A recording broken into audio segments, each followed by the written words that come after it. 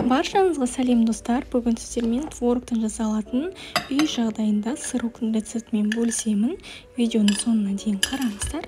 Ол үшін ең алдымен менде үйдің творогы 400 граммдай, оның үстіне 50 грамм қант және 50 грамм ерітілген сары май. Сары май мен 82,5%. Осының барлығын салып, блендердің көмегімен біркелкі масса болғанша осылай езіп шығамыз.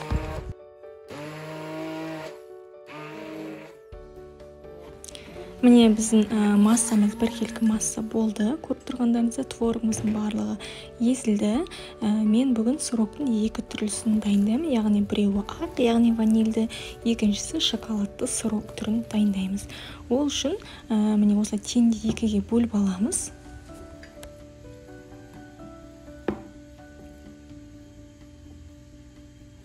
Бір бөлігін ақ күйінде қалдырамыз, екінші бөлігіне 50 граммдай қара шоколадты ерітіп, мына екінші бөліп алған массамыздың үстіне құйып, барлығын жақсылап араластырып шығамыз.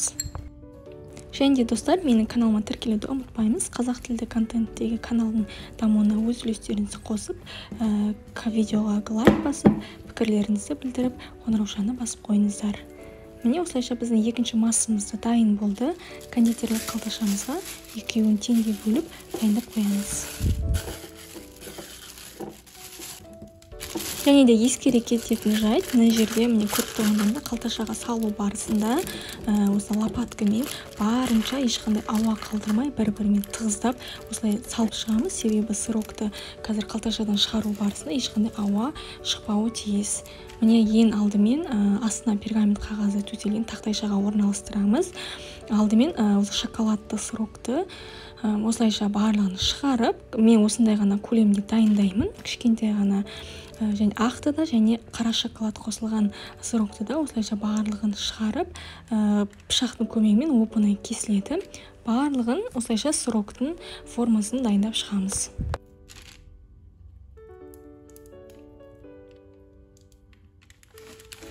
Дайын болған сыроктарымызды мұздатқышқа 2 сағатқа салқындатып қойып қоямыз. Оған дейін 150 грамм қара шоколадты ерітіп аламыз.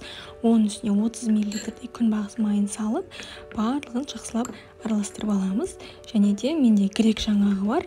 50 граммдай оны ұсақтатып, осылайша шоколадты массамыздың үстіне құйып, тағы да бір араластырып дайындап қоямыз.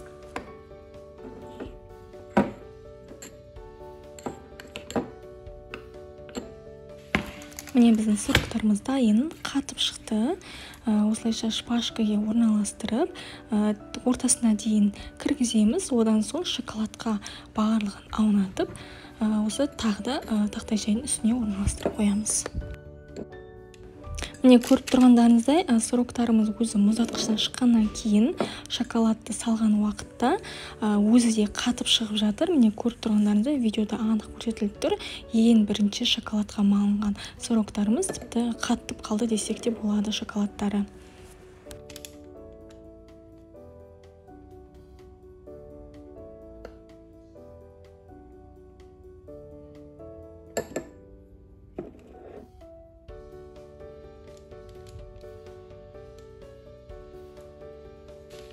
Мен барлығын шоколадқа ұмытпадым. Тек қана жартысын ғана. Бұны тағы да мұздатқышқа 1 сағаттай қойып қоямыз. Міне біздің шоколадымыз барлығы қатып дайын болды. Осымен біздің шоколадты және ванильді сыроктарымыз дайын. Сіздер де дайындап көріңіздер. Үй іштеріңізге ұнайтынына өте сенімдімін. Барлықтарыңызға ас болсын.